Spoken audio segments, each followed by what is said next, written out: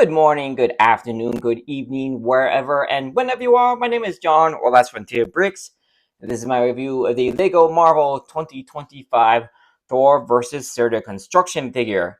It is set number 76289, comes with 245 pieces plus 3 figures, and comes out at a retail price of $30. Not too crazy of a price per piece ratio, especially when you take into account the larger pieces like the lightning bolt coming off Mjolnir or the blade for Surtur's sword. Personally, I'm not really sure we needed like another Thor Ragnarok set. Like, I am glad that they decided to put in, a bit of a key figure in Thor Ragnarok, even if he's only in the beginning and end of the movie. Yeah.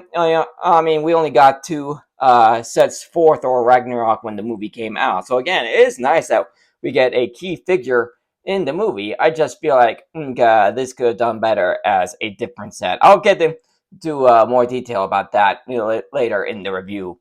Anyway, taking a look at the box art, we do see the Surtur construction figure in its full glory with a lot of nice detail going on there with like the chest. You got something going on in the arms and legs, and I do believe that sprinting going on there on the head. Although I can't help but feel like this part right here is going to be a sticker.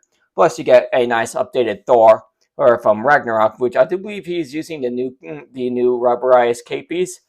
And then you got the two fire demons, which are basically Lego skeletons. And then of course you've got the Iron Man with the Infinity Gauntlet with the Infinity Saga logo. Take a look at the top of the box. You get a one-to-one image of that updated Thor figure.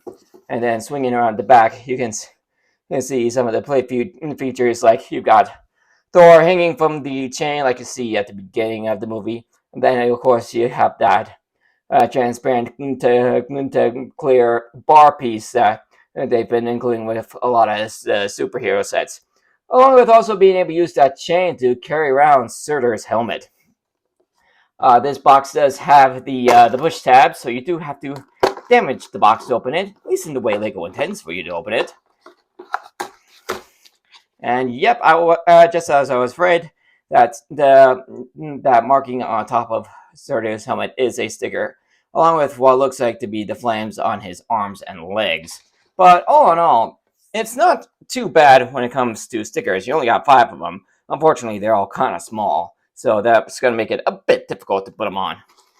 But taking a look inside, we got only 2 bags of parts.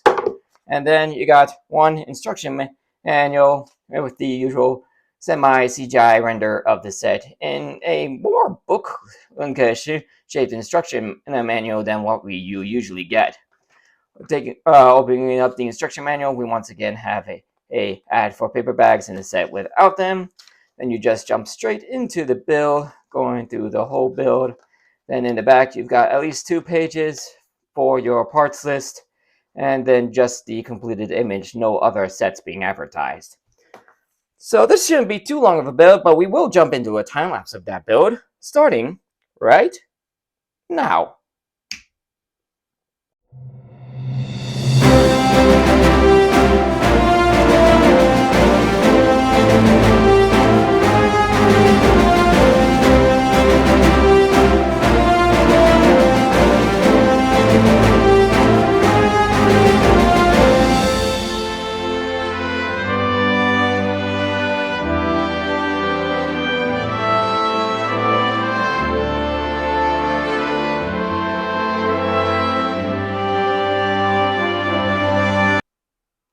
All right, the build is done. That took about maybe half an hour. I mean, you're talking about less than 250 pieces, so it's not exactly going to be, breaking any records for how long it's going to build this thing. We'll go ahead and start off as I usually do with the minifigures. Specifically, we'll start off with these quote-unquote fire demons. They're basically just as black Lego skeletons, which, I mean, I'm pretty sure we've gotten them before, but I think the only real unique thing about them is their head print hands, which I actually do like, with all the red and orange, giving off the real fire look, along with their overlord or just Surtur. Plus I kind of like the detailing on the face as well. That's actually looks really really good. And then of course we have our main hero Thor, which has which is the torso looks actually pretty accurate to what you see in that opening scene in Ragnarok. Like, I'm not really sure if the actually now that I think about it, yes, I think adding the new rubberized cape is pretty is a good choice because I do believe that the in the movie the cape attaches basically where it is. Of course, the one downside is that they're still using the Bro Thor or head from Endgame, so not exactly accurate. But it does. But you also get the lightning eyes, which again not exactly accurate. He doesn't get that look until the end of the movie. But yeah, I think Lego's using a bit overusing both that head and hairpiece. But again, the printing on the torso is very good. It's in this gunmetal gray, which actually looks really, really nice. Plus, you got a bit of strapping going on there. Plus, there's some regular metallic gray going on. Same going on with the back print there. And then, of course, he's got his favorite hammer Mjolnir, which has a nice lightning piece. He said that showed up with him in the Avengers Tower, and then he also has the chain, which will come into play later on.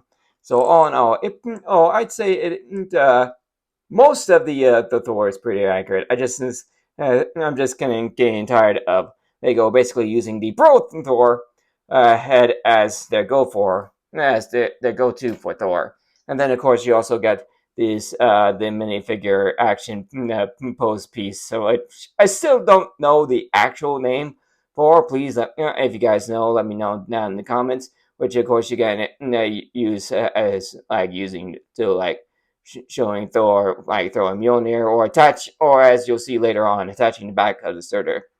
But for some reason, they also give you this 2x2 transparent clear dish piece, which they have, which the box shows with Thor standing on, almost like a display piece. Don't really know why they went with that yet, but it's something they included. Anyway, let's go ahead and move on to the main build with Surtur himself. Can't get Thor to stand up. I'll just leave him there. Anyway, with Surtur himself, he's probably one of the smallest buildable figures Lego has made for Marvel. He's about the same. I'd say he's about the same size as the Sentinel from the X Mansion set, but he's only about like half the size of your usual buildable figures, like the Fantastic Four Galactus or the Spider-Man or Green Goblin construction figures. But all in all, he actually looks really nice. I like all the coloring going on with him. With you got some dark red, you've got orange, you got plenty of black going on.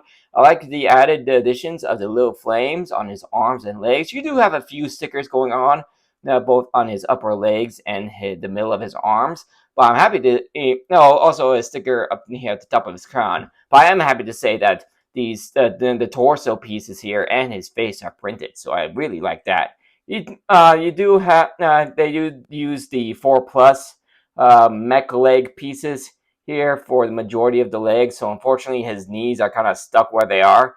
But you still get a good amount of posability with the legs, plus with the feet. Which you can move around. But I think, but you also get some good maneuverability in the arms. You can see that they still using these pieces as shoulder pads. Don't know why they do that with literally all the buildable figures, but they do. But yeah, you got plenty of motion in the arms. Plus, you got the fingers, which I really like what they did with the hands here. Makes really menacing look. And then of course they did basically the same thing with the other hand, just build it a little bit differently, so you can add in Surtur's sword, which is actually really really big. Let me pull this thing out of his. Whoops. Wait. No, not quite. Okay. There. There we go. Okay. That piece goes in there a bit tight, but yeah, you can see that his sword is actually really big. I mean, look at this thing. It's almost as tall as he. I mean, come on, look at this thing. It's almost as tall as he is. So it makes me wonder how in the world he's supposed to wield this thing. I mean, I mean, that's gotta be one heavy sword.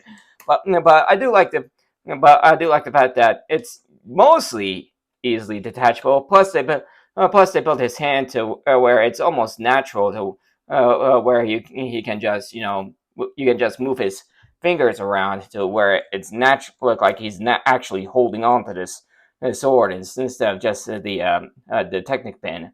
But he does have the movable helmet, which is attached to via this like robot arm. Which, be honest, once you lift it up, I got mad. He looks really weird. I'm not gonna lie. I'm not. I can. Thor basically mentioned it. But that helm of his actually looks like it's part of his head. But once you take it off, I'm not gonna lie. It looks really weird. I do like the piece that they used for Surtur's head. I can't help but feel like I've seen it before, but I just can't put my finger on where. But yeah, you can totally just like take off his helm like like you do in the movie, and then you can just take that chain. We'll go ahead and let's see. I think that's you can like they show this on the on the box, so you can just like just attach the chain to the helmet, and basically make it look like Thor is using the chain to carry that helmet on his back. Nope. I mean, I haven't quite figured out how to do it yet. Like, this is my first time trying. Not gonna lie. Let me see if I can compare it to the box. So yeah, that's kind of how it's supposed to. That's kind of how it's supposed to look. I just haven't figured out how to get the look do that. But of course, you can also use that chain to, wrap Thor up in it, like you see at the beginning of the movie, and then just attach it to Surtur's hand here. Basically, just recreate that opening scene. If I can get everything to stop moving on me. So we'll go ahead and put the helmet back on. Oop.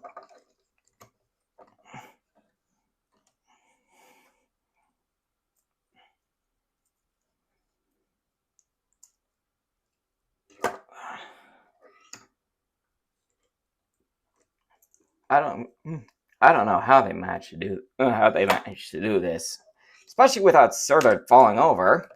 Maybe if I adjust his legs a bit.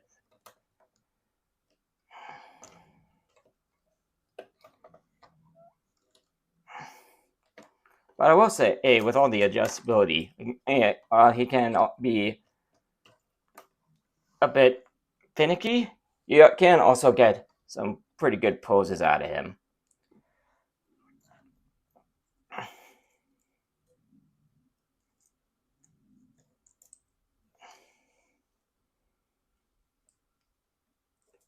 Okay, so apparently Lego's able to get to where they can the chain can hold on to Thor, but apparently I cannot.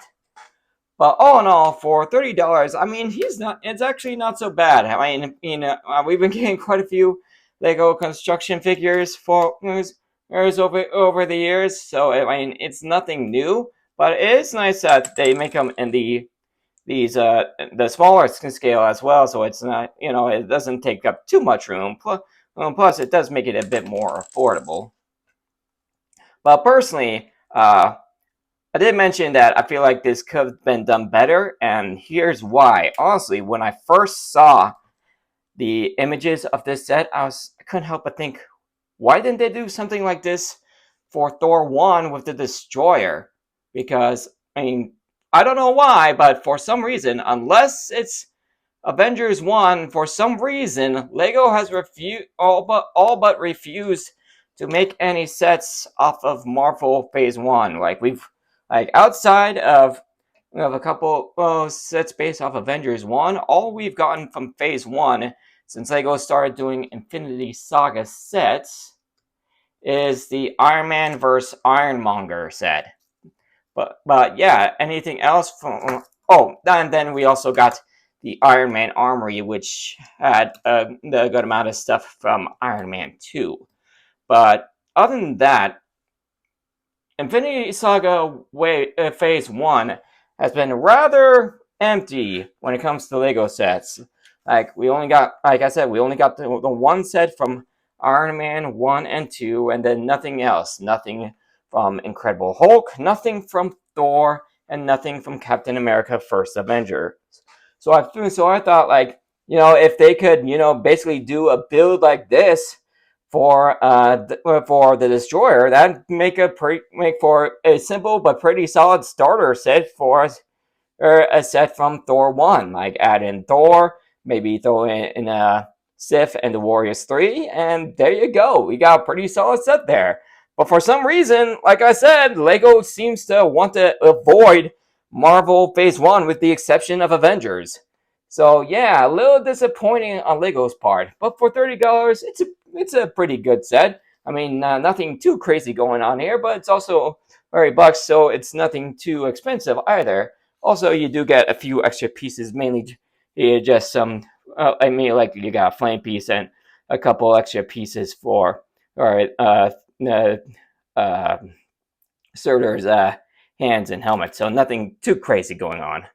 But all in all, for $30, I mean, it's not so bad. I mean, if you don't like, if again, it is nice that we get one of the major characters from Thor Ragnarok that we didn't get from the other two sets when the movie came out. But I don't really think it was really all that necessary. But all in all, it's not so bad. Anyway, that'll be the end of this review. Thank you for joining me for it. If you guys enjoyed it, you know what to do. Like, subscribe, all that stuff. Ring the bell to be notified of all videos as soon as they become available. Check out my channel and some more of my content, including all of my LEGO Marvel set reviews on the end screen in just a few seconds. And I will see you all in the next video. Later, everybody.